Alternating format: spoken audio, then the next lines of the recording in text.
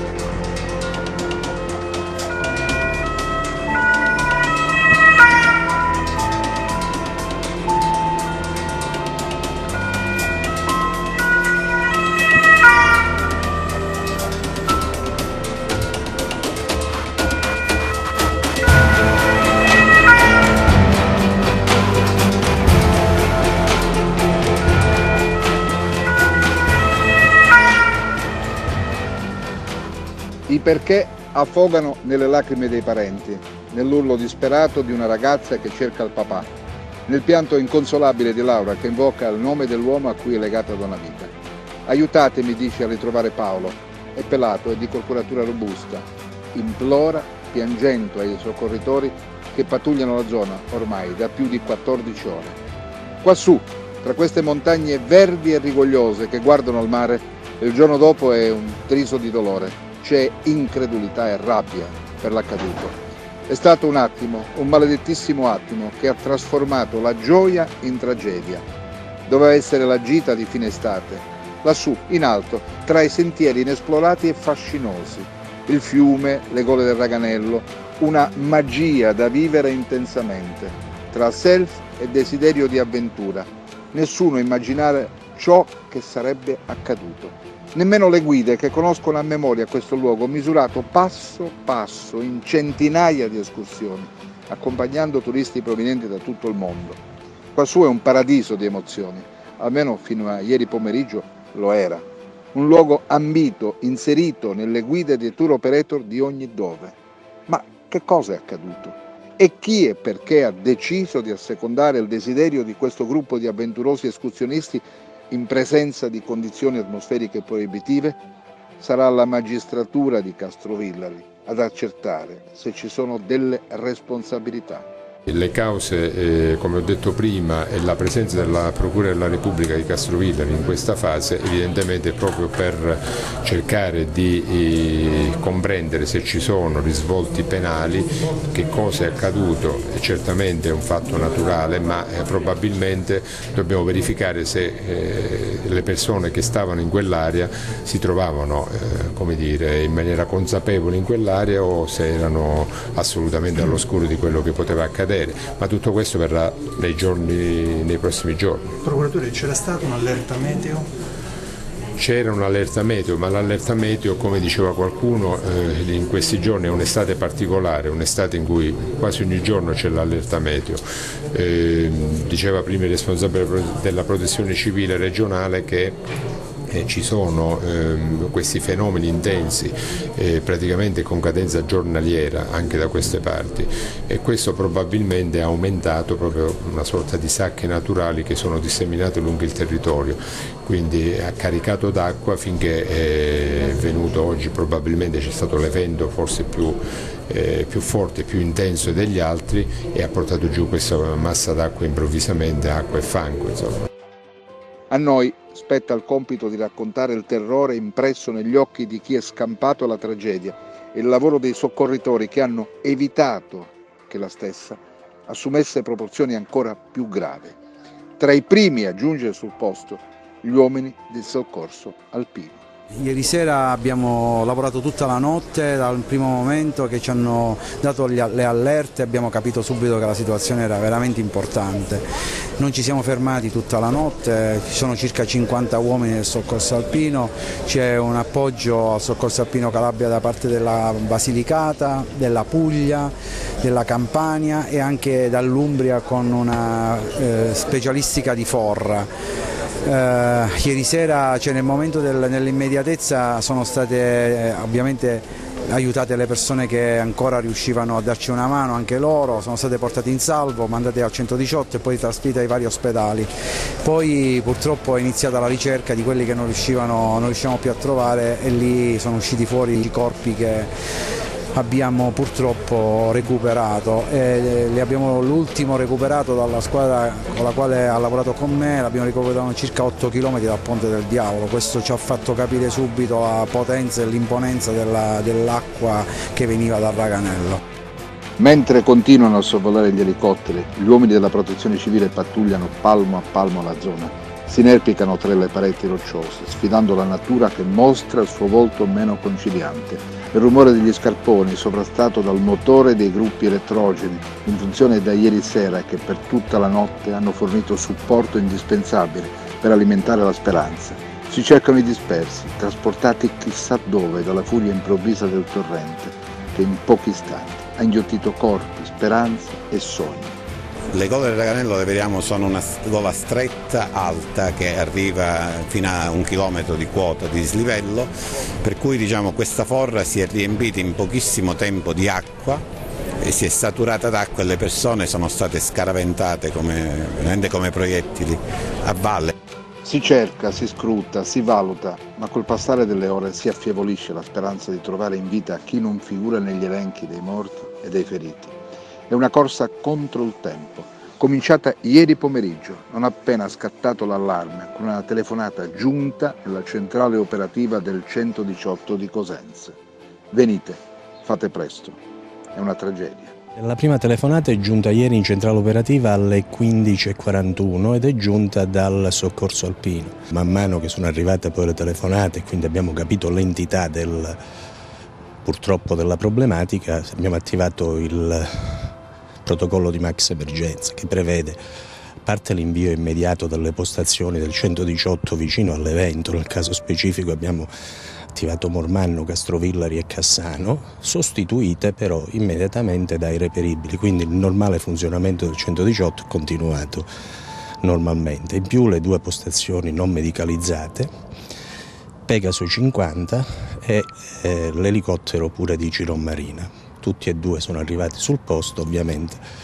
L'elicottero, il Pegaso 50, ha preso subito una bambina che era lungo un torrente e l'ha trasferita a Cosenza, quindi un codice rosso. E questa bambina, fra l'altro, ieri in tarda serata l'abbiamo trasportata prima a Lamezia. A Lamezia ha preso l'altro elicottero, quello di Lamezia, che fa anche il notturno, l'abbiamo trasferita a Roma al Policlinico, terapia intensiva al Policlinico Gemelli.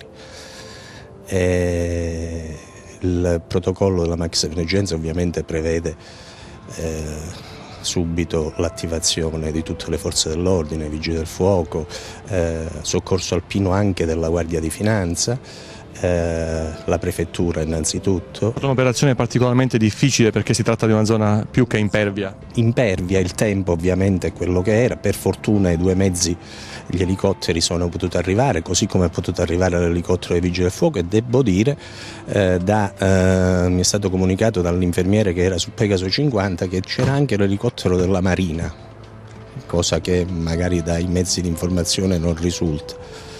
E quindi almeno da questo punto di vista gli elicotteri sono potuti arrivare, ma avevamo un numero di ambulanze ovviamente sufficiente e eventualmente anche la possibilità di incrementare questi grazie proprio a questo tipo di protocollo delle emergenze che abbiamo. Devo dire che purtroppo la situazione è stata tragica, quindi speriamo che non ci siano altre persone. Anche i Vigili del Fuoco sono qui a supportare il gruppo dei 70 uomini mobilitati dalla Prefettura di Cosenza che sin da subito ha attivato la complessa macchina del soccorso.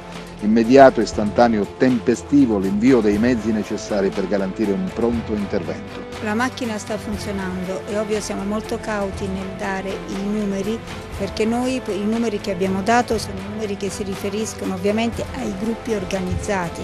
Effettivamente ora con un numero dedicato sia in regione sia in prefettura e noi stiamo cercando di avere notizia se effettivamente qualche persona singola, qualche coppia aveva deciso di trascorrere magari vicino al Ponte del Diavolo e quindi non abbiamo assolutamente ad ora la possibilità di poter verificare, magari potevano anche aver cambiato idea e quindi siamo cauti nelle informazioni. Civita si è riscoperta un bellico del mondo nel giorno più triste della sua storia. Nel piccolo centro di cultura Albrecht c'è dolore e sgomento per l'accaduto. Il sindaco non sa darsi pace. Ha colpito la comunità di Civita, ha colpito tutte le altre comunità dove passa il fiume Raganello, da San Lorenzo a scendere fino a Francavilla, che ha colpito il Parco Nazionale del Pollino, ha colpito tutta la mia comunità, ha colpito me. Ed era qualcosa di inimmaginabile pensare che il 20 agosto arrivasse una bomba d'acqua di così notevole portata, non era preventivabile, non era per niente messo in conto da parte di chi si è trovato nelle gole in quelle ore.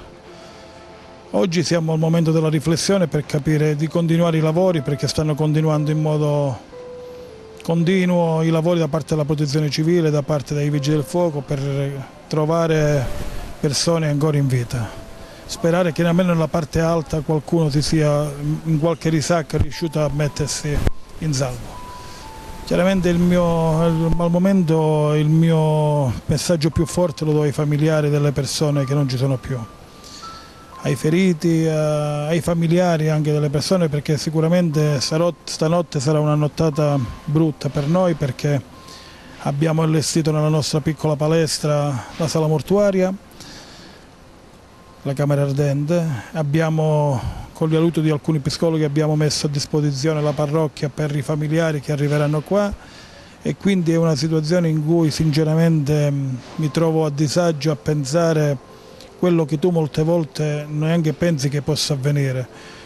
Nessuno poteva pensare questo tipo di tragedia. Sicuramente in alta montagna c'è stata un fortissimo acquazzone. A Civita non ha piovuto, quindi chiaramente non siamo in condizioni di stabilire, non sono in condizioni di stabilire. Probabilmente l'imponderabile ha messo la mano e ha fatto sì che oggi qua ci fosse questa che è una tragedia, chiamarla tragedia è dire poco. L'inchiesta aperta dalla Procura della Repubblica di Castrovilla ipotizza il reato di omicidio colposo contro ignoti. È chiaro che si tratta di un primo atto in presenza di un evento che ha causato la perdita di 10 vite umane. Bisogna capire il perché i due gruppi di escursionisti si siano avventurati nonostante vi fosse l'allerta meteo. Perché nessuno ha impedito loro di compiere l'escursione? Senta, ma erano autorizzati, c'è bisogno di qualche permesso? Guardi, questo dipende da chi organizza le escursioni. C'era un bollettino d'allerta meteo in corso insomma. Sappiamo bene che i temporali estivi sono quelli che hanno fatto più vittime nella storia della nostra regione. Voglio ricordare che l'alluvione di Vibo è stata nel luglio del 2006, l'alluvione di Rostane è stata il 12 agosto del 2015, i morti di Soverato sono stati a inizi di settembre, del 2000. Quindi le piogge estive sono le più pericolose perché senza preavviso concentrano in poco tempo e in uno spazio molto ridotto grossissimi quantitativi d'acqua.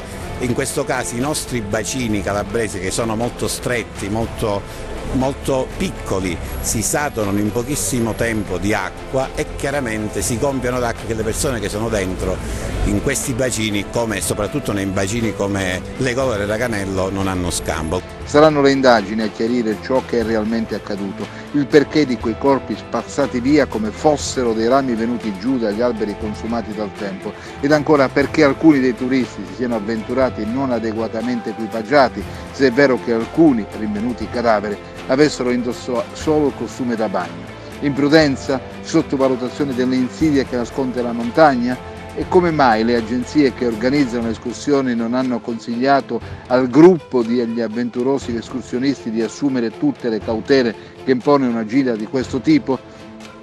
È presto per le risposte a questi quesiti, ma è pacifico che prima o poi dovranno arrivare. Non si può morire in questo modo. Il dolore inconsolabile dei parenti delle vittime va riempito di spiegazioni plausibili.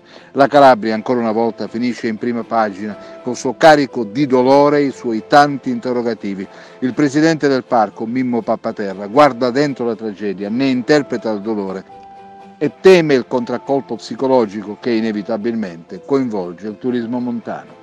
È una drammatica storia che non ci voleva, perché ha causato la perdita di tantissime vite umane alle quali siamo profondamente vicini, a loro, alle loro famiglie e al dramma di tante famiglie che pagano questo alto prezzo. Poi è chiaro che è colpito questo territorio, è colpita questa comunità di Civita che stava diventando un po' il luogo simbolo del riscatto di quest'area.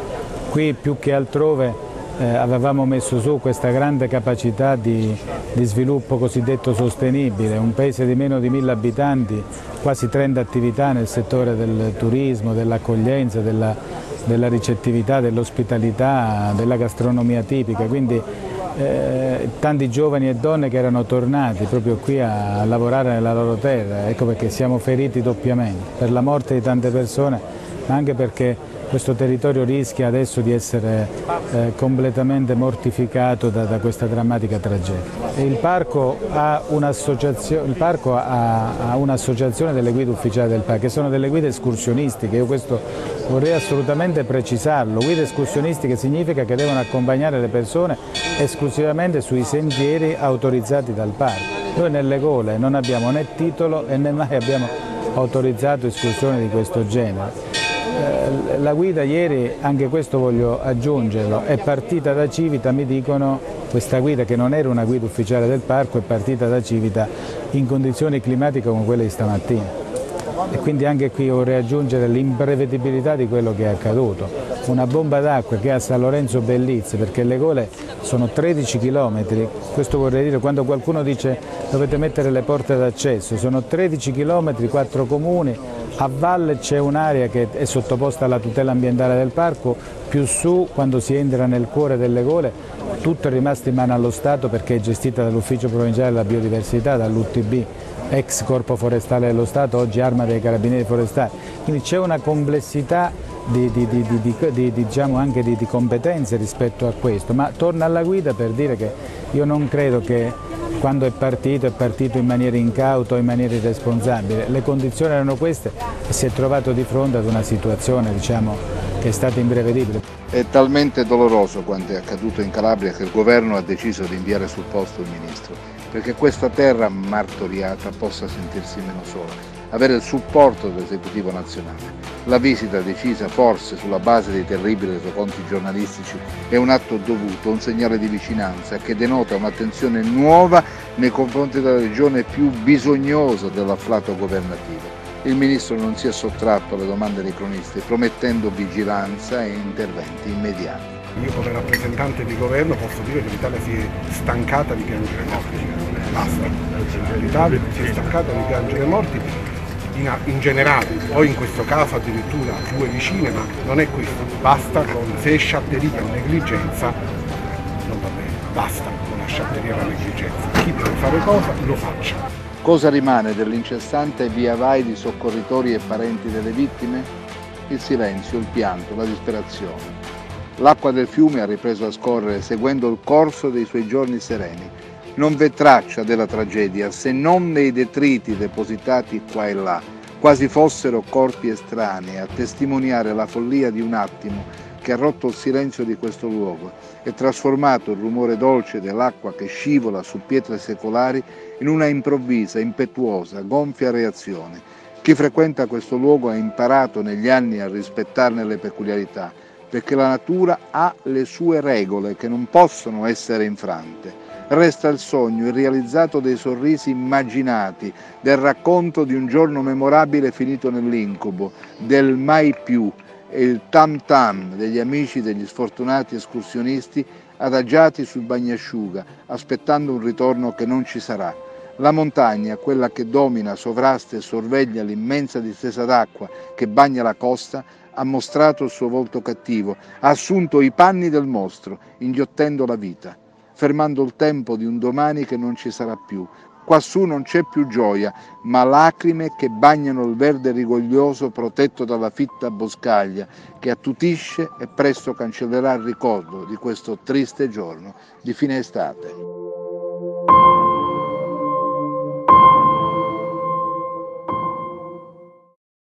Cerca Teleeuropa sul tuo Play Store o Apple Store e scarica la nostra app.